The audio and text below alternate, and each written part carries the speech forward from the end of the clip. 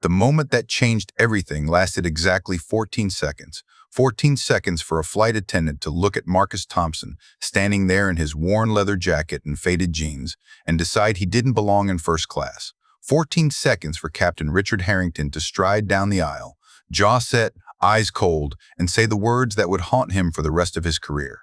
"Sir, I'm going to need you to move to the back of the plane. Immediately." 14 seconds that would be watched by 47 million people around the world. Because what Captain Harrington didn't know, what no one on that flight could have possibly imagined, was that the confused passenger he was publicly humiliating was the man who signed his paychecks. This is the story of Marcus Thompson, a man who started with nothing and built everything, a man who learned that no matter how high you climb, some people will only ever see the color of your skin. And this is the story of what happens when those people learn the truth. Marcus Thompson had been invisible before. Growing up in the 9th Ward of New Orleans, he'd learned early that invisibility was sometimes a survival skill. When the landlord came knocking for rent his mama couldn't pay, you made yourself small. When the kids with better clothes looked through you like you were made of glass, you learned to find your worth somewhere else.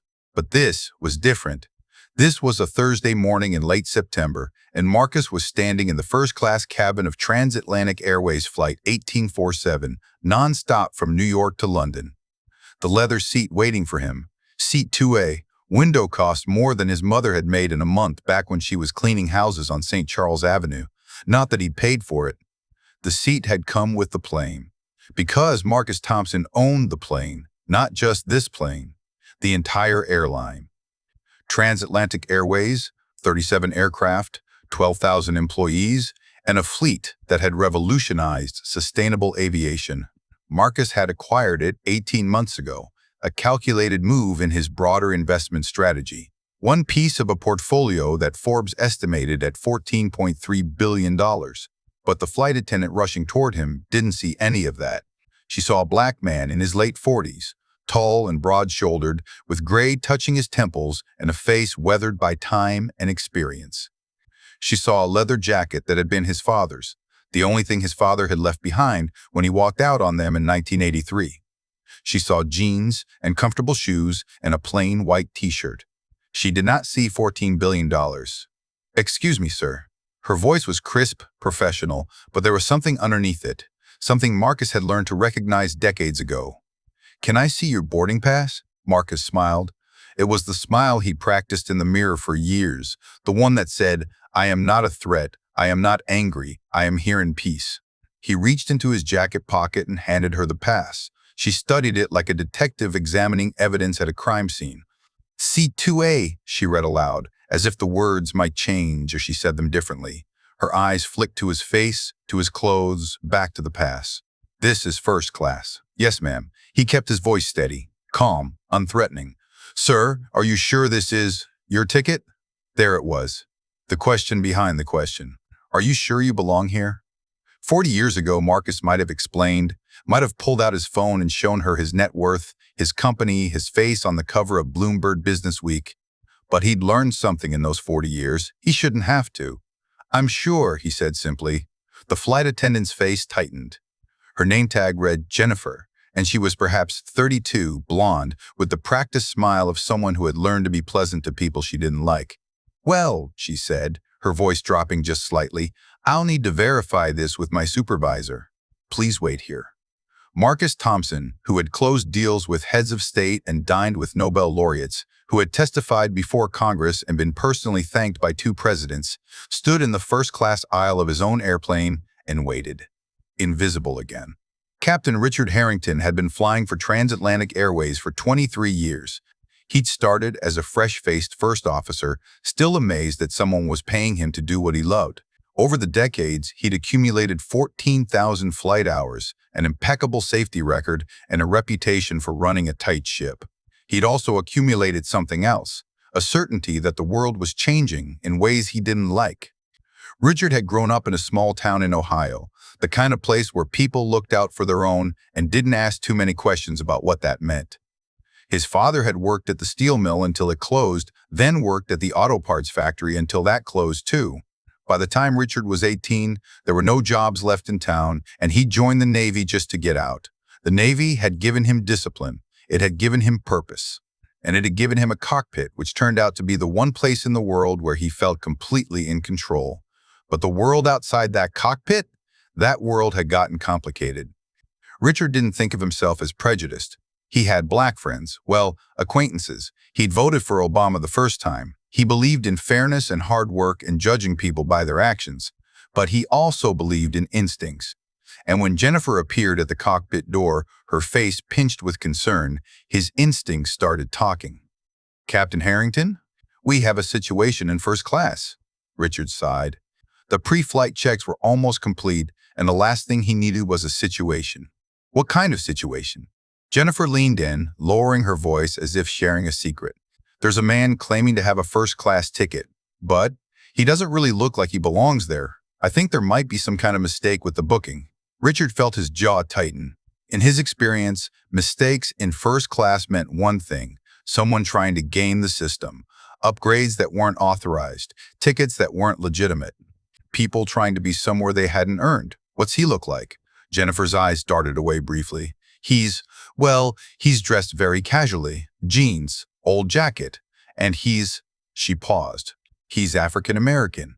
Something clicked in Richard's mind, a pattern he thought he recognized. "I'll handle it," he said. Marcus was still standing in the aisle when he saw the pilot coming. The man was perhaps 55, with silver hair and the squared shoulders of someone who'd spent time in the military. His uniform was immaculate, pressed, polished, every pin in place. He walked like he owned the plane. The irony was not lost on Marcus. "Sir." The pilot's voice was not loud, but it carried. Several passengers in the surrounding seats looked up. "I'm Captain Harrington. There seems to be some confusion about your seating assignment." "No confusion," Marcus said. "Seat 2A. I have the boarding pass right here. May I see it?" Marcus handed over the pass for the second time in 5 minutes. Captain Harrington studied it with the same suspicious intensity the flight attendant had. "This is a first-class ticket," he said slowly. "That's correct. Where did you purchase this ticket, sir?" Marcus felt something cold settle in his chest. It was a feeling he knew well, the slow freeze of dignity being stripped away, one question at a time. "I didn't purchase it," he said. "It was booked through my company." "Your company?" The captain's tone was flat, disbelieving. "And what company would that be?" Marcus could have ended it right there. 3 words. "I own TransAtlantic." He could have pulled out his phone, shown them the app that gave him real-time access to every single operation in the airline. He could have called the CEO his employee and had this pilot on administrative leave before the wheels left the ground. But he wanted to see. He wanted to know. He wanted to know how far they would go. "A consulting firm," he said quietly, "based in New York." Captain Harrington's lip curled slightly. "A consulting firm, in that jacket. It was my father's." "Sir, I'm going to be direct with you." The captain stepped closer, lowering his voice to a register that Marcus recognized, the voice of a man who believed he was being reasonable while doing something unreasonable. "I have a responsibility to every passenger on this aircraft. That includes making sure everyone is in their proper seat. Now, I don't know how you got this ticket, and frankly, I don't care. But I need you to move to the back of the plane. We have economy seats available." The words landed like stones dropped into water. Ripples of silence spread through the first-class cabin. A woman in seat 1C looked away quickly. A man in 3D suddenly became very interested in his phone. No one said anything. No one ever did. "And if I refuse?" Marcus asked. His voice was calm, but there was iron underneath it now. The iron that had survived poverty and prejudice and 100 closed doors. The iron that had built an empire from nothing. Captain Harrington's face hardened. "Then I'll have security escort you off this aircraft, and you can explain to them why you were disrupting a flight." Marcus looked at him for a long moment. He looked at Jennifer, standing a few feet back, her face carefully neutral. He looked at the other passengers, their eyes averted, their silence deafening, and he made a decision. "All right," he said softly, "I'll move." Destiny Williams was 17 years old, and she was watching everything. She was in seat 4B, technically first class, but not quite the front row, the seats her mother had saved for 2 years to afford for their trip to see family in London. First time on a plane, first time out of the country, first time anywhere, and she was watching a black man in a worn jacket get told he didn't belong. Destiny was smart. Honor roll, debate team captain, already accepted early decision to Howard University. She understood things that the adults around her often missed. Patterns, systems, the invisible architecture of how power moved through the world. She also understood something else. That man being humiliated, he wasn't fighting back. And there was something in his calm that felt deliberate, calculated. Like he was playing a game no one else could see. Her mother, Sandra, put a hand on her arm. "Don't stare, baby. Mom, they can't do this. It's not right. I know it's not right." But sometimes, Sandra Williams had been a nurse for 25 years. She'd seen a lot of not right. She'd learned when to fight and when to survive. Sometimes, you just have to get where you're going. Destiny watched as the man gathered his small carry-on bag and walked slowly, dignified, unbroken toward the economy cabin. She watched as Captain Harrington smiled slightly, victory written on his face. She watched as the other first-class passengers relaxed, returning to their phones and their drinks, the unpleasantness dealt with, and she took out her phone. Someone's going to want to see this, she thought. She started recording. The economy cabin of Flight 1847 was full. Marcus found a middle seat in row 38, between a grandmother traveling to see her great-grandchildren and a nervous young man who was clearly afraid of flying. The seat was narrow. His knees touched the seat in front of him. The air already smelled like too many bodies in too small a space. He sat down. The grandmother, her name was Evelyn, he would learn, looked at him with knowing eyes. "First class kicked you out, didn't they?" Marcus was surprised into a small laugh. "That obvious? Baby, I've been black in America for 74 years. Ain't nothing obvious about it, it's just the truth." She patted his arm. "What's your name?" "Marcus." "I'm Evelyn. And don't you worry about that pilot. He'll get his. They always do." Marcus smiled at her. A real smile, not the practice one. "Ma'am, I think you might be right about that." The nervous young man on his other side, his name was Patrick, a graduate student at Columbia, was staring at Marcus with a strange expression. "I'm sorry," he said hesitantly, "but you look really familiar. Have we met?" Marcus considered the question. 2 months ago, his face had been on the cover of Time magazine. 6 months ago, he'd done a feature interview with 60 Minutes. His speech at the World Economic Forum in January had been viewed over 30 million times. "I don't think so," he said. "I've got one of those faces." Patrick frowned but didn't press it. The plane began to taxi. As the engines roared and the aircraft lifted off the runway, Marcus Thompson closed his eyes and let his mind drift backward. 40 years.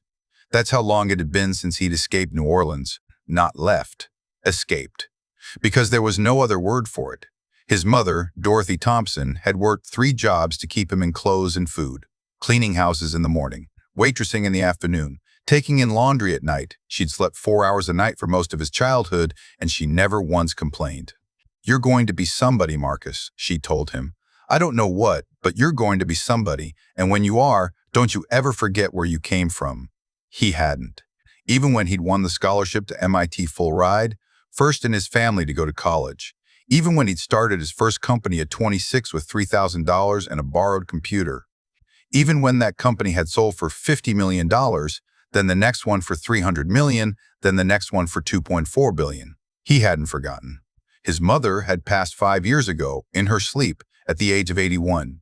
She'd spent her last decade in a house Marcus had bought for her in the Garden District, the same neighborhood where she'd cleaned toilets as a young woman. She'd had a full-time nurse, a garden she loved, and more comfort than she'd ever dreamed possible. But she'd also had something else, a son who called her every single day, who flew down to New Orleans at least once a month, who sat with her on her porch and listened to her stories about the old days. "You could hire people to do all this for me," she'd said once, watching him help her with the dishes even though she had a housekeeper. "I could," he'd agreed. "But then I wouldn't get to do it myself." She'd smiled at that. "You're still my baby, you know that? All that money, all those fancy friends, you're still my baby." He'd been her baby. Her only child.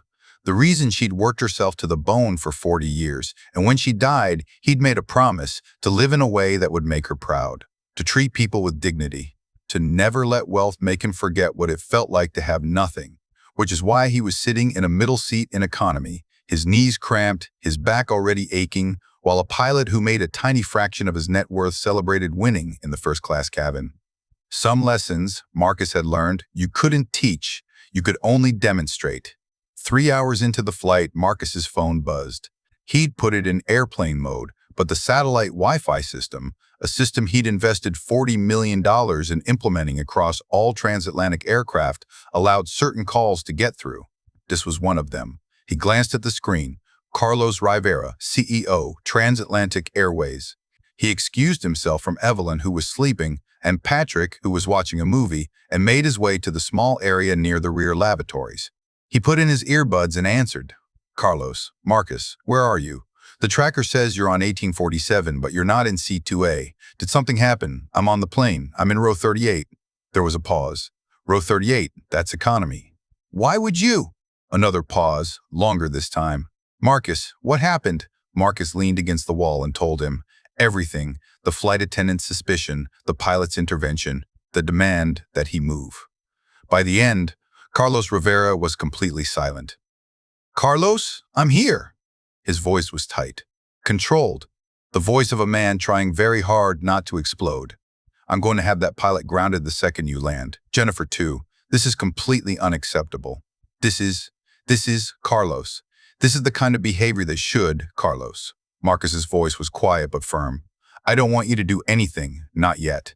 What do you mean, not yet? Marcus, you own this airline. You have every right to. I know what I have a right to do. But I want to see something first. See what? Marcus looked down the length of the aircraft, rows and rows of passengers, each with their own stories, their own destinations, their own dreams. He thought about Evelyn, who had known exactly what had happened without being told. He thought about Patrick, who had almost recognized him.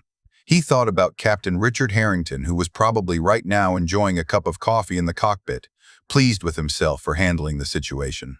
I want to see what kind of people they really are, Marcus said. Before they know who I am, I want to see if this is who they are in the dark. Carlos was quiet for a moment. Then, you know this is going to be all over the internet, right? Someone probably recorded it. I know. And you're okay with that? Marcus thought about it. Thought about his mother, who had always said that sunlight was the best disinfectant. Thought about all the time something like this had happened to people who didn't have his resources, his power, his ability to fight back. Yeah, he said, I think I am. It started without warning. One moment, the plane was cruising smoothly at 37,000 feet. The next, it dropped. Not a gradual descent, a drop, like a stone released from a height. The aircraft plummeted what felt like hundreds of feet in seconds, sending drinks flying, bags tumbling from overhead compartments, and screams echoing through the cabin. The fastened seatbelt sign came on with a sharp ding. Ladies and gentlemen, this is Captain Harrington. The voice over the intercom was calm but strained. We're experiencing some unexpected turbulence. Please return to your seats and fasten your seatbelts immediately. Flight attendants, please secure the cabin. Marcus made his way back to row 38, moving carefully against the lurching of the aircraft. Evelyn was awake now, her face pale. Patrick was gripping his armrest so hard his knuckles were white. It's okay, Marcus said, settling into his seat and helping Evelyn with her seatbelt. It's just turbulence. The plane can handle a lot worse than this. How do you know? Patrick's voice was barely above a whisper. Marcus smiled. Let's just say I know a lot about planes. Another drop. Another wave of screams. The lights flickered, and for one terrible moment, everything went dark. Then the emergency lights came on, casting the cabin in an eerie red glow. Ladies and gentlemen, Captain Harrington's voice again, but different now, less controlled. We're experiencing some technical difficulties. Please remain calm. Marcus heard something in that voice that concerned him, fear. He'd spent decades learning to read people, to understand what they weren't saying. And what Captain Harrington wasn't saying was clear. Something was very wrong. Marcus unbuckled his seatbelt. What are you doing? Evelyn grabbed his arm. Something I probably should have done hours ago. He patted her hand gently. Trust me. And Marcus Thompson, who had learned to fly before he'd learned to be a billionaire, who had accumulated over 3,000 flight hours himself, who knew every system on this aircraft because he'd personally approved the engineering specifications. Marcus Thompson started walking toward the cockpit. Jennifer, the flight attendant, intercepted him at the entrance to first class. Sir, you need to return to your seat. The captain has. The captain is in trouble, Marcus said. And unless I'm very wrong, so is this entire plane. Sir, I don't know who you think you are, but I'm the person who's going to help. His voice was different now, harder. the voice of a man who had commanded boardrooms and negotiated with billionaires and stared down competitors who wanted to destroy him. You can let me through, or you can explain to 300 passengers why you stopped the one person on this plane who might be able to help. Your choice. Jennifer's eyes widened. Something in his tone, his bearing, his absolute certainty cut through her trained responses. She stepped aside. Marcus moved through first class, past the empty seat that should have been his, past passengers who were clutching armrests and muttering prayers. He reached the cockpit door and knocked. "Go away." Captain Harrington's voice was strained. "We're handling it. Captain, my name is Marcus Thompson. I'm a rated pilot with multi-engine certification, and I have 3,000 hours of flight time. I can help." Silence from the cockpit. "Captain, I know you don't trust me. I know you think you know who I am, but right now, you have a plane full of people who are counting on you, and I'm offering to help. Let me in." More silence. The plane shuddered again. Then the cockpit door opened. The scene in the cockpit was worse than Marcus had feared. Captain Harrington was pale, sweat beading on his forehead. The first officer, a young woman whose name tag read Tanika, was working furiously at the control panel. Warning lights were flashing everywhere. "What happened?" Marcus demanded. "We lost the primary hydraulic system," Harrington said. His voice was shaking. "Backup isn't responding properly. We've got partial control, but—" he trailed off. Marcus slid into the jump seat and looked at the instruments. His mind, trained by years of flying and years of understanding complex systems, began to process. "Did you try the manual override on the backup system?" "Of course we tried the—" Harrington stopped. "Wait, what manual override?" "The one I had installed 6 months ago. It's a failsafe I funded after the last round of safety upgrades. Switch is under the center console, left side." Harrington stared at him. "How do you know that?" "How could you possibly know that?" Marcus met his eyes. "Because I own this airline, Captain. My name is Marcus Thompson, and I need you to trust me right now because we're running out of time." The color drained from Harrington's face. For a moment, no one moved. The only sound was the alarm systems and the roar of the engines. Then, First Officer Tanaka reached under the console and found the switch. "Got it," she said. "Flip it," Marcus ordered. "Then reroute hydraulic pressure through the tertiary system. It's not standard procedure, but it'll work. I designed it to work." Tanaka flipped the switch. For one heart-stopping moment, nothing happened. Then the warning lights began to go out, one by one. The shuddering stopped. The plane steadied. "We've got control," Tanaka breathed. "Full control." "How did you—" Marcus was already standing up. "You've got about 4 hours to get us to London." "Captain Harrington." He looked at the man who had humiliated him. The man who had seen his skin and his clothes and decided he was nobody. "We'll talk when we land." He walked out of the cockpit without looking back. In the 4 hours it took to reach London, Marcus returned to seat 38. He sat between Evelyn and Patrick. He talked with them, really talked. He learned that Evelyn was going to meet her great-granddaughter for the first time. He learned that Patrick was traveling to present his dissertation research on sustainable energy systems. "That's actually an area I'm very interested in," Marcus told him. "Tell me more about your work." By the time they began their descent into Heathrow, Patrick had talked for 2 hours about his research, and Marcus had given him a business card. "Wait," Patrick said, looking at the card. "Thompson Ventures? You're Marcus Thompson? The Marcus Thompson?" Marcus smiled. "I told you. I've got one of those faces." Patrick's face went through about 17 different expressions in rapid succession. "But you were sitting in economy. The pilot made you move." That was unfair," Marcus offered. "Prejudiced? Wrong? All of those things." Marcus nodded. "It was. And it happens every single day. To people who don't have the resources, I have to do anything about it." He looked at Patrick seriously. "Remember that. When you become successful, and you will be, remember what it's like to be invisible. Remember what it's like to be judged by how you look instead of who you are." Patrick was quiet for a moment. Then, "What are you going to do? To the pilot, I mean." Marcus looked out the window at the approaching lights of London. "I haven't decided yet. The plane touched down at Heathrow Airport at 10:47 p.m. local time. 300 passengers had survived what could have been a catastrophe, saved by the knowledge of a man who had been told he didn't belong in first class. But the story was just beginning. Because in the terminal, 27 reporters were waiting. On the internet, a 17-year-old girl's video had already been viewed 3 million times. And in a boardroom back in New York, the executives of TransAtlantic Airways were about to learn that the situation on Flight 1847 was about to become the biggest story in the world. What happens when a man who has everything faces a choice between revenge and redemption? What happens when the world watches and waits to see what kind of person he really is?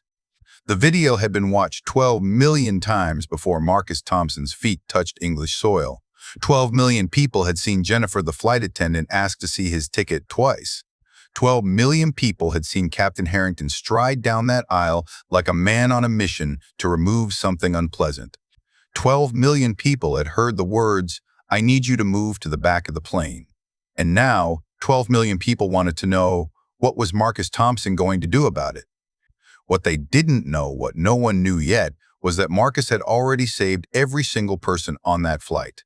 The same pilot who had humiliated him had been flying a crippled aircraft, and the same black man in the worn jacket had been the only one who knew how to fix it. Justice was coming, but it wouldn't look like anyone expected. Marcus walked through the arrivals gate at Heathrow Airport and into chaos. The terminal was flooded with light camera flashes, phone screens, television lights. A wall of noise hit him, voices shouting his name, questions overlapping into an incomprehensible roar. "Mr. Thompson, Mr. Thompson, is it true you were removed from first class?" "Marcus, what are you going to do to the pilot?" "Sir, do you have any comment on the viral video?" He stopped. The crowd pressed closer, but his security team, two former Secret Service agents who had been waiting at the gate, created a buffer of calm in the chaos. Marcus looked at the sea of faces. Reporters, photographers, ordinary travelers who had stopped to see what the commotion was about. He saw anger in some eyes, curiosity in others, and something that looked almost like hope.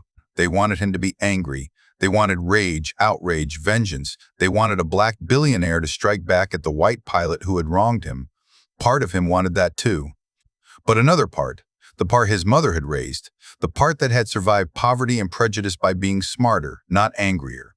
That part knew that rage was easy. Rage was what they expected. He was going to do something different. "I'll make a statement tomorrow," he said calmly. "Right now, I need to make some calls." He walked through the crowd, his security team clearing a path, and disappeared into a waiting car. The first call was to Carlos Rivera. "We need to delay any action against the crew," Marcus said. "No suspensions, no terminations, not yet."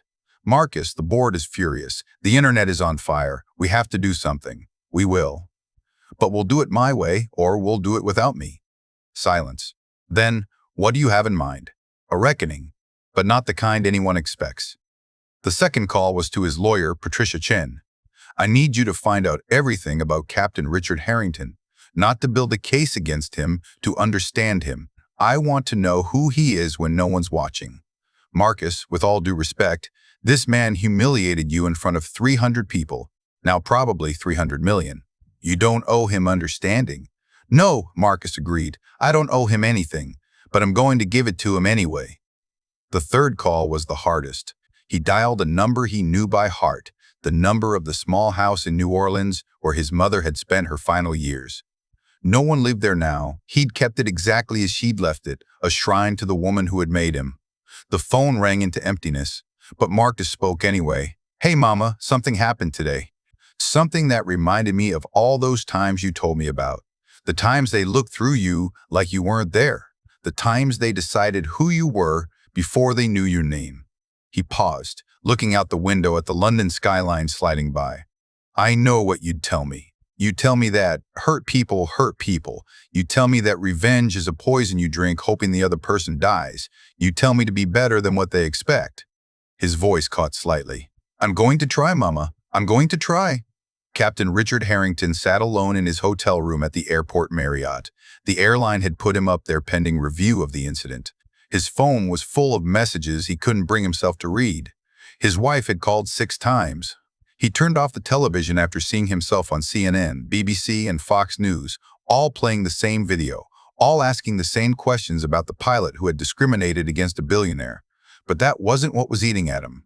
What was eating at him was what had happened in the cockpit. When the hydraulics had failed, when the plane had started to shake and the instruments had lit up like a Christmas tree from hell, Richard had felt something he hadn't felt in 23 years of flying. He'd felt terror, not fear, terror, the bone-deep certainty that he was about to kill 300 people. And then that man had appeared. The same man Richard had humiliated in front of everyone. The same man he'd dismissed as someone who didn't belong. And that man had saved them all. Richard kept replaying the moment in his mind, the certainty in Thompson's voice, the way he'd known exactly what to do, exactly where to find the switch that Richard hadn't even known existed. The way he'd walked out without saying, "I told you so," without rubbing it in, without any of the things Richard would have done in his position. That was the worst part. The man he'd wronged had turned out to be not just powerful, but better. A better pilot, a better problem solver, a better man. Richard Harrington put his head in his hands and, for the first time since his father's funeral, he cried. Jennifer Walsh sat in her flat in Croydon, watching her life implode. The video had caught everything. Her suspicious tone, her repeated requests to see the ticket, the way she'd fetched the captain like she was calling security on a shoplifter. She'd been called a racist on every social media platform that existed. Her face was a meme. People had found her personal Instagram, her Facebook, her LinkedIn. The comments were vicious. "You should lose your job. Disgusting human being. I hope you never work again." And the worst part? Some of them were right. Jennifer had grown up in Manchester, the daughter of a school teacher and a police officer. She'd never thought of herself as prejudiced. She had friends from all backgrounds. She'd cried watching 12 Years a Slave. But when she'd seen Marcus Thompson standing in that first-class aisle, a black man in old clothes, something had happened. Some part of her brain had made an instant calculation: he doesn't belong here. She hadn't questioned it, hadn't examined it, just acted on it. And now she had to face what that meant. Her phone rang. She looked at the screen, TransAtlantic HR. She didn't answer. What would be the point? She knew what was coming. Suspension, termination, permanent blacklisting from the industry. Her career was over. But what kept her awake, what gnawed at her in the darkness, wasn't the job. It was the look in Marcus Thompson's eyes when she'd asked for his ticket the second time. He hadn't been angry. He hadn't been surprised. He looked like a man who had expected this. Like this had happened to him before, many, many times before. And she had been one more person in a long line of people who had looked at him and seen something less than human. Destiny Williams was famous. Her video had broken the internet. News organizations were offering money for interviews. Her mentions on every platform were exploding, and she was terrified. "Mom, I didn't mean for this to happen." She was sitting on the edge of the hotel bed, her phone full of notifications she was afraid to open. "I just wanted—" "I don't know what I wanted." Sandra Williams sat beside her daughter. "You wanted justice, you saw something wrong, and you documented it. But now everyone's so angry. People are sending death threats to the pilot, to the flight attendant. This is getting out of control." Sandra was quiet for a moment. Then she said something her daughter wouldn't forget for the rest of her life. "Destiny, you know who's not angry? Marcus Thompson." Destiny looked up. "What?" "I've been watching the coverage. Everyone's screaming for blood fire. The pilot, bankrupt the airline, burn it all down. But Thompson hasn't said a word. He hasn't called for anyone to be fired. He hasn't gone on television to demand revenge." "So what does that mean?" Sandra smiled slightly. "It means he's thinking, planning. It means whatever he's going to do, it's going to be bigger than rage." Destiny considered this. "How do you know?" "Because that's how you build a $14 billion company. Not by reacting, by responding." Destiny's phone buzzed. A new notification. It was an email. The subject line read, "From the office of Marcus Thompson." 24 hours after Flight 1847 landed, Marcus Thompson convened a meeting. The location was a private conference room at the Savoy Hotel. The attendees were carefully chosen: Carlos Rivera from TransAtlantic, Patricia Chen, his lawyer, 2 members of the airline's board of directors, a representative from the Transportation Safety Board, and, at Marcus's specific request, Captain Richard Harrington and Jennifer Walsh. They entered the room separately, Jennifer pale and trembling, Richard rigid and stone-faced. They didn't look at each other. They didn't look at anyone. Marcus stood at the head of the table. He was wearing a different outfit today, a tailored suit that cost more than most people made in a month. He'd considered wearing the jacket, his father's jacket, but decided against it. This wasn't about making a point. It was about making a future. "Please sit down." They sat. I asked you all here because what happened on Flight 1847 has become a story, a very big story. And like most stories, it's been simplified into something that feels true but misses the truth. He began to pace slowly around the room. The story, as the internet tells it, is this. Racist pilot and flight attendant humiliate black billionaire, who then reveals his power and destroys them. It's a satisfying narrative. It's got heroes and villains and instant karma. People love it. He stopped behind Captain Harrington's chair. But that's not what actually happened. What actually happened is much more complicated and much more important. Marcus turned to face the room. Here's what the video doesn't show. 4 hours into that flight, the primary hydraulic system failed. The backup wasn't responding properly. We were 3,000 miles from land with failing controls and 300 people whose lives depended on that cockpit. He saw Captain Harrington's shoulders stiffen. Captain Harrington and First Officer Tanaka did everything by the book, everything standard procedure required. And it wasn't enough. Not because they did anything wrong, but because the situation required something beyond standard procedure. Marcus moved to the window, looking out at the London skyline. I was able to help because I knew about a modification I'd personally funded, a failsafe that isn't in any manual yet. If I hadn't been on that flight, if I'd taken my usual private jet like I normally do, he let the implication hang. 300 people might be dead right now, and Captain Harrington would be called a hero for trying his best, instead of a villain for making a judgment call about a passenger who didn't look like he belonged. Carlos spoke up. Marcus, with all due respect, what he did was still wrong. Yes, it was.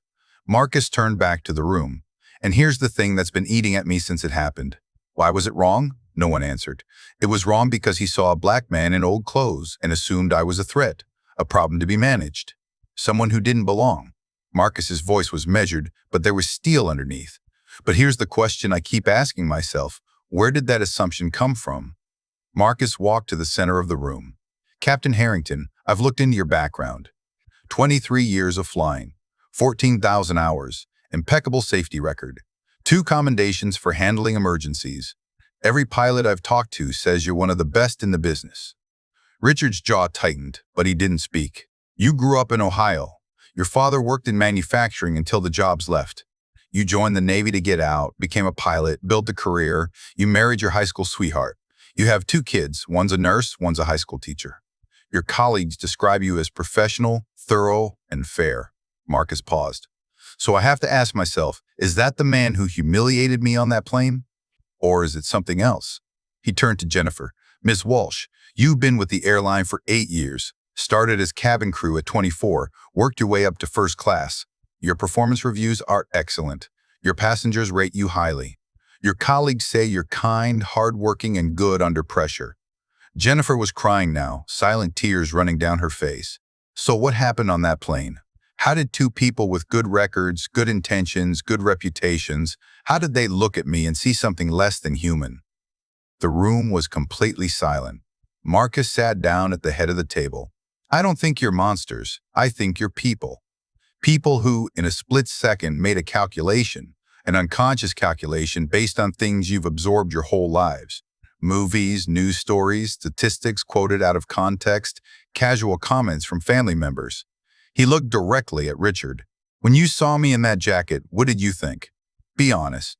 Richard's voice was barely audible. I thought someone was trying to game the system, steal something they hadn't earned. And why did you think that? Because Richard stopped, swallowed, because of how you looked, because of how I looked, Marcus repeated. A black man in old clothes. And in your head, somewhere deep down where you don't like to look, there's a story about what that means. A story you didn't write, but you've been reading your whole life. Marcus stood up again. Here's what's going to happen. And I want everyone in this room to understand that this is not a negotiation. He addressed Carlos first. The airline will implement a mandatory training program, not the usual half-day seminar, but a real program, a year long, every employee, developed by experts in implicit bias and structural racism. I'll fund it personally. Then to Richard and Jennifer, you have a choice. You can accept suspensions, do the training, and come back to work with a real understanding of what happened and why. Or you can walk away. No termination, no blacklist, just a quiet resignation. Patricia leaned forward. Marcus, the legal exposure here. I'm not interested in legal exposure. I'm interested in change. He looked at Richard. Captain Harrington, in about 2 hours, I'm going to hold a press conference. The whole world is waiting to see what I'm going to do to you. They want blood. They want revenge. They want you destroyed. Richard met his eyes for the first time. There was something in his face, not defiance, not self-pity, something that looked almost like hope. I'm not going to give them that. Instead, I'm going to tell them what actually happened on that flight, all of it, including the part where you and First Officer Tanaka kept 300 people alive through a mechanical failure, and the part where I was able to help because I happened to have knowledge you didn't. Why? Richard's voice cracked. After what I did to you, why would you do that? Marcus was quiet for a long moment. Because when I was 10 years old, my mother took me to a church in New Orleans, and the pastor said something that stuck with me my whole life. He looked out the window at the city below. He said, "The measure of a man is not what he does when everyone's watching. It's what he does when no one's watching, and what he does when everyone is watching and expecting the worst." Marcus turned back to the room. Everyone's watching right now, and they're expecting me to destroy you. But I learned something a long time ago. Destruction is easy. Building is hard, and I've spent my whole life building things. He checked his watch. The press conference is in 2 hours. Captain Harrington, you're welcome to attend. But first, I have another meeting. Destiny Williams was waiting in the hotel lobby when Marcus came downstairs. She stood up when she saw him, then froze, suddenly unsure what to do. This was the man from the video, the man whose humiliation she had broadcast to the world. The man who is now probably one of the most famous people on the planet. Miss Williams. Marcus extended his hand. Thank you for coming. Thank you for inviting me. Her voice came out smaller than she'd wanted it to. I'm sorry. I don't know if I should apologize or... Why don't we sit down? They found a quiet corner. Marcus ordered tea. Destiny fidgeted with her phone. You're probably wondering why I asked to meet you, Marcus said. The thought crossed my mind. I wanted to thank you. Destiny blinked. Thank me? I'm the reason this whole thing blew up. I'm the reason everyone's so angry. I'm the reason. You're the reason anyone knows what happened. Marcus's voice was calm but firm. You're the reason this conversation is happening instead of just being one more incident that gets buried and forgotten. But people are sending death threats. It's gotten so ugly. It was always ugly. Marcus leaned forward. The ugliness was there before you pressed record. You didn't create it, you just made it visible. Destiny was quiet for a moment. My mom says you're not angry. Not like everyone else. Your mother sounds like a wise woman. She's a nurse, 25 years. She says she's seen too much to be surprised by anything anymore. Marcus smiled. Tell me about yourself. Where are you headed to college? Howard University. Early decision. Studying? I want to be a journalist, or maybe a documentarian. Something where I can make people see things they don't want to see. Marcus nodded slowly. That's a hard job. Important, but hard. The world doesn't always want to see what's true. I know. Destiny met his eyes. But someone has to show them anyway. Marcus reached into his jacket pocket and pulled out a business card. This is the direct line to the head of my foundation's education program.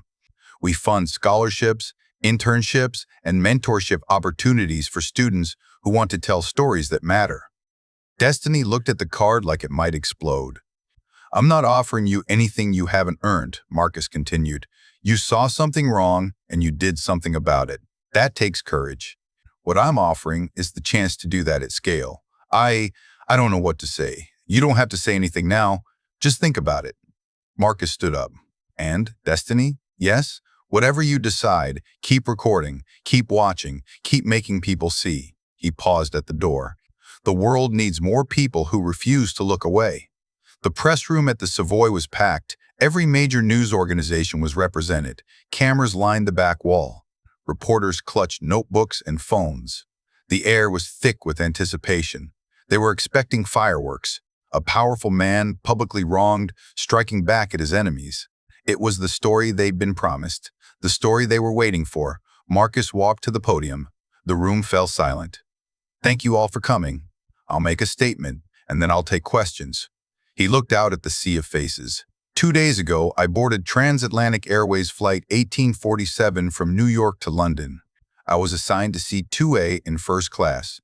I was asked to move to economy because the captain and flight attendant decided, based on my appearance, that I didn't belong in first class. Murmurs in the crowd. This was the story they knew. That was wrong. It was discriminatory, and it happens every day to people all over the world who don't have the resources I have to make anyone pay attention. He paused. But that's not the whole story. The room grew even more quiet. 4 hours into that flight, the aircraft experienced a critical hydraulic failure. We were over the Atlantic Ocean with failing controls and 300 lives at stake. Captain Harrington and First Officer Tanaka did everything in their power to keep that plane flying. Marcus's voice was steady. I was able to provide assistance because I have a pilot's license and because I was familiar with a modification to the aircraft that isn't in standard manuals yet. Working together, the same pilot who had humiliated me hours earlier, we got that plane safely to London. Absolute silence. So here's what I'm left with. A man who wronged me also helped save 300 lives. A moment of prejudice was followed by a moment of cooperation. The same human being was capable of both. Marcus gripped the podium. I could destroy Captain Harrington. I have the power to end his career, his livelihood, everything he spent 23 years building. Part of me wants to. The part that's been told his whole life that he doesn't belong, doesn't matter, isn't fully human. His voice dropped. But destruction is easy. Building is hard. And what I've learned from a life of building things is that people can change. Systems can change. The world can change. But only if we make it possible for change to happen. He straightened. I'm not pressing charges. I'm not demanding terminations. Instead, I'm announcing a comprehensive initiative within TransAtlantic Airways to address the kind of implicit bias that led to this incident. Mandatory training for every employee. Accountability structures. Real consequences for discrimination, but also real pathways to redemption. Marcus looked directly into the cameras. Some of you will say this isn't enough. Some of you will say I'm letting them off easy, that I should rain fire down on everyone who wronged me. He shook his head slowly. My mother cleaned houses in New Orleans for 40 years. She taught me that the measure of strength isn't how hard you can hit. It's how hard you can get hit and keep moving forward. And she taught me that the truest revenge against a world that tells you you're nothing is to become something, and then use that something to make the world better. He stepped back from the podium. I'll take questions now. The press conference was watched by 63 million people worldwide. It spawned think pieces, debates, and conversations in homes and offices and churches across the globe. Some called Marcus Thompson a hero. Others called him naive. Some said he should have demanded blood. Others said he had shown what real strength looked like. But the story wasn't over. Because while Marcus was speaking to the world, Captain Richard Harrington was watching from the back of the room. And in his mind, something was shifting, something that would lead him to make a decision that would change both their lives forever.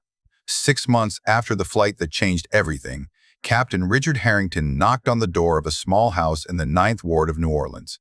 He had flown across the country for this. Taken unpaid leave, told no one where he was going or why, because this wasn't about publicity. This wasn't about redemption in the eyes of the world.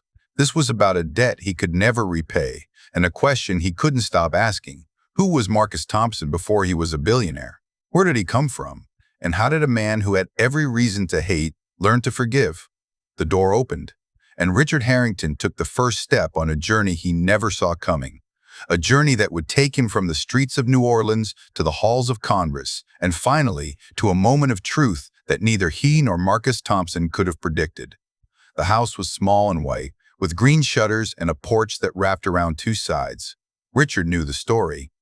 Marcus Thompson had bought this house for his mother in 2010 in the same neighborhood where she'd raised him in poverty. She'd lived here until her death 5 years ago, and Marcus had kept it exactly as she'd left it. Now Richard was standing on the porch, his heart hammering. The door opened. An older black woman in a house dress looked at him with cautious eyes. Can I help you? My name is Richard Harrington. I was hoping to speak with Mr. Rust. Thompson. The woman studied him for a long moment.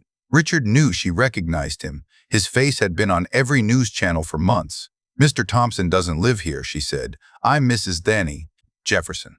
I look after the property. I know, but I was told he sometimes visits.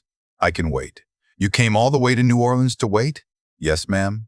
Mrs. Jefferson's expression didn't change. You're the pilot, the one from the video. Yes, ma'am, the one who told him to move to the back of the plane. Richard's throat tightened. Yes. Mrs. Jefferson was quiet for a long moment. Then she stepped back from the door. Come inside, I'll make you some tea, and you'll tell me why you're really here. The inside of the house was modest but immaculate. Photographs lined the walls. A young woman in a nurse's uniform, a small boy in a church suit, a teenager in a graduation gown. Richard recognized Marcus in some of them, decades younger but with the same eyes. Mrs. Jefferson served tea in china cups that had probably been Dorothy Thompson's best. So, she said, settling into her chair, you want to see Marcus? I need to understand something. Understand what? Richard looked at the photographs, at the evidence of a life lived in this small house, in this forgotten neighborhood, in a world so different from his own. How does someone go through what he went through and not end up angry? How does he look at someone like me, someone who did what I did, and not want revenge? Mrs. Jefferson sipped her tea thoughtfully. Did Marcus ever tell you about the day his daddy left? No. He was 7 years old. His daddy walked out the door and never came back. No goodbye, no explanation, nothing. Just gone. Richard was silent. Dorothy, Mrs. Thompson, she could have been bitter. Lord knows she had the right. Single mother in the 9th Ward, working 3 jobs, no help from anyone. She could have taught that boy to hate the world that had abandoned them. Mrs. Jefferson set down her cup. Instead, she taught him something else. She used to say, bitterness is a prison you build for yourself. The people who hurt you, they give you the bricks, but you're the one who does the building. I don't understand. That's because you're still thinking about it from your perspective. You did something wrong and you feel guilty. You want forgiveness so you can stop feeling guilty, but forgiveness isn't about making you feel better. Richard looked down at his hands. Then what is it about? Mrs. Jefferson smiled slightly. That's what you came here to learn, isn't it? Richard spent 3 days in New Orleans. He didn't stay at a fancy hotel. He found a small bed and breakfast in the Marinier, run by an elderly couple who had no idea who he was. He ate at local restaurants, walked the streets, and listened. He listened to jazz musicians playing for tourists on Jackson Square. He listened to church bells calling the faithful to prayer. He listened to old men playing checkers in the park, talking about the hurricane that had nearly destroyed everything and the slow, painful work of rebuilding. And he thought about his own life. He'd spent 23 years in a cockpit, believing he was in control. That's what flying was. The illusion that you could master the sky, bend physics to your will, keep chaos at bay through skill and procedure. But you couldn't control everything. He knew that now. You couldn't control the way your mind made instant judgments based on things you'd absorbed without knowing it. You couldn't control the unconscious calculations that told you who belonged and who didn't. But you could decide what to do about it. On the 3rd day, his phone rang. Captain Harrington. The voice was familiar now. I hear you've been looking for me. They met at a small cafe in the Bywater, away from tourists and crowds. Marcus was dressed casually, jeans, a simple shirt, comfortable shoes. No sign of the $14 billion. He looked like any other man meeting a friend for coffee. Except they weren't friends. Not yet. Maybe not ever. Thank you for seeing me, Richard said. Mrs. Jefferson speaks well of you. She says you sat in my mother's kitchen and listened. Not many people do that. I'm trying to understand. Understand what? Richard took a deep breath. I've spent 6 months going through your training program. Implicit bias, structural racism, the history I never learned in school. I've read books, watched documentaries, talked to people I never would have talked to before. And I understand now intellectually what I did wrong, why it was wrong, where it came from. Richard's voice caught slightly. But I still don't understand you. Marcus was quiet for a moment. What don't you understand? How you didn't destroy me when you had the chance. How you stood at that podium and talked about redemption instead of revenge. How you can sit here with me now and not hate me. Marcus looked out the window at the street outside. Let me tell you a story, he said. When I was 12 years old, I got my first job sweeping floors at a hardware store on Magazine Street. The owner was a white man named Mr. Carlson, 60 years old, Vietnam veteran, tough as nails. Did he treat you badly? He treated me like a human being. That was rare enough that I remember it 40 years later. Marcus turned back to Richard. But there was a day, I must have been about 14, when a customer came in and accused me of stealing. He hadn't seen me take anything. He just saw a black kid in a store and assumed. What happened? Mr. Carlson threw him out. Told him that I was the most honest worker he'd ever had, and that if he ever came back and disrespected me again, he'd have to deal with Mr. Carlson personally. Marcus smiled slightly. I asked him later why he did that. He said something I never forgot. He said, "That man looked at you and saw what he expected to see. Don't ever let other people's expectations become your prison. And don't ever become the kind of person who puts people in prisons they don't deserve." Richard was silent. "I could put you in a prison right now," Marcus said.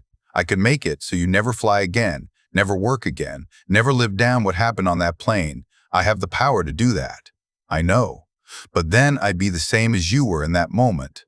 I'd be looking at a human being and seeing only one thing, the worst thing he ever did."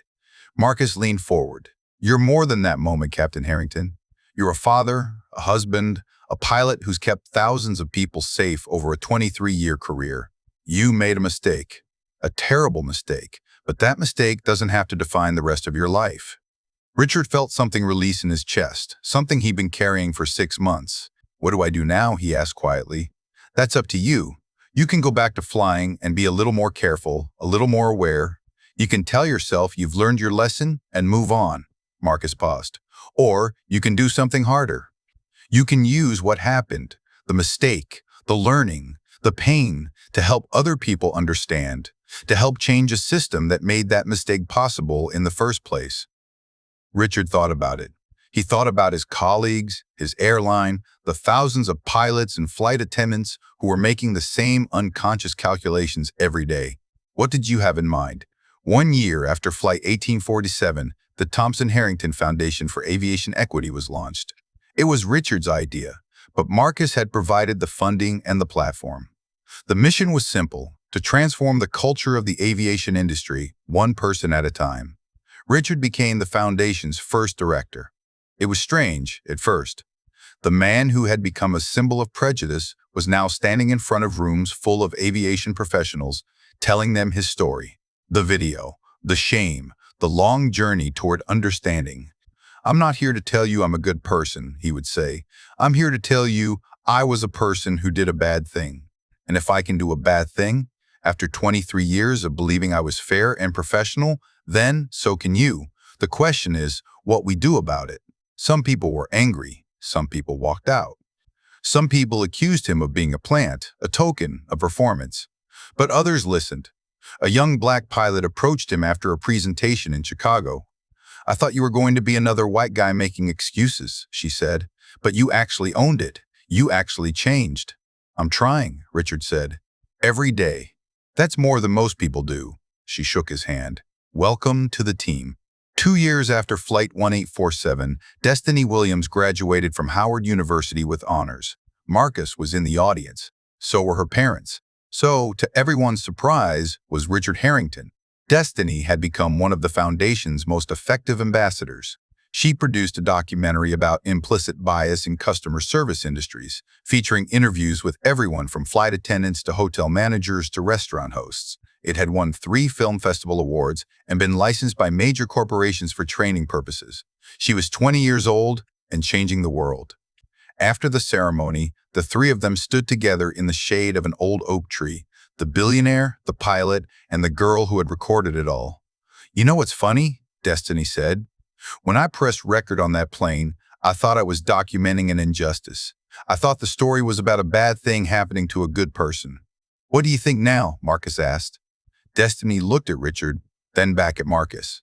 "Now I think the story is bigger than that. It's not just about what happened. It's about what happened next. It's about the choices people make after the crisis."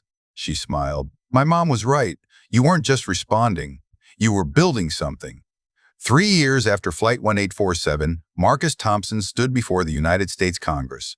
He was there to testify in support of the Equity in Travel Act, a bill that would require unconscious bias training for all commercial airline employees and establish clear guidelines for addressing discrimination complaints. The hearing room was packed. Cameras captured every moment. "Senators," Marcus began, 3 years ago, I was asked to move to the back of a plane. Not because I had done anything wrong, but because of how I looked. I was publicly humiliated by people who didn't know who I was, and more importantly, who didn't care to find out." He paused. I could have used that moment to destroy careers, to seek revenge, to demonstrate that power can punish as easily as it can forgive. Instead, I chose a different path, a harder path, a path that required me to believe something that every experience in my life had given me reason to doubt, that people can change. Marcus looked directly at the cameras. Today, the pilot who asked me to move is one of my closest partners in addressing aviation discrimination. The foundation we created together has trained over 50,000 industry professionals. The policies we advocated for have been adopted by dozens of airlines worldwide. None of that would have happened if I had chosen destruction over construction. He leaned forward. This bill before you is not about punishment, it's about prevention. It's about creating a world where a 7-year-old black girl can board a plane and know with certainty that she will be treated with the same respect as every other passenger. That world is possible. I've seen it being built, one person at a time, one choice at a time, one act of grace at a time. Marcus stood up straight. My mother used to say that the arc of the moral universe is long, but it bends toward justice. I believe that's true, but it doesn't bend on its own. We bend it. Every day, with every choice we make. I urge you to make the choice that bends it a little further today. The room was silent for a moment. Then the applause began. 5 years after Flight 1847, Marcus Thompson took a trip, not on a private jet, not in first class. He booked a regular economy seat on a regular commercial flight, TransAtlantic Airways, New York to London. He wore his father's jacket. The flight attendant who checked his boarding pass didn't blink, didn't hesitate, didn't ask for verification. "Seat 27C, she said with a smile. "Welcome aboard, Mr. Thompson." He settled into his middle seat. To his left was a grandmother traveling to see her grandchildren. To his right was a nervous young man who kept checking his watch. The plane took off. The lights dimmed. And Marcus Thompson, who had built an empire and changed an industry and learned that power without grace is just another form of poverty, closed his eyes and slept. When he woke, they were over the Atlantic. The grandmother was knitting. The young man was finally asleep. Outside the window, the ocean stretched endless and dark, dotted with the lights of ships far below. Marcus thought about the journey that had brought him here. Not this flight, the other journey. The one that started in a small house in the 9th Ward, with a mother who worked 3 jobs and a father who walked away. He thought about the moments that had defined him. The scholarship to MIT, the first company, the failures and successes, the doors that had closed, and the ones he'd knocked down. And he thought about the moment that had almost broken him, a pilot's order to move to the back of the plane and how he had chosen to let it make him instead. Not everyone would have made that choice. Marcus knew that. He wasn't better than the people who chose rage, he was just different. He'd been given gifts, his mother's wisdom, Mr. Est. Carlson's example, the strange grace of being in the right place at the right time that others hadn't received.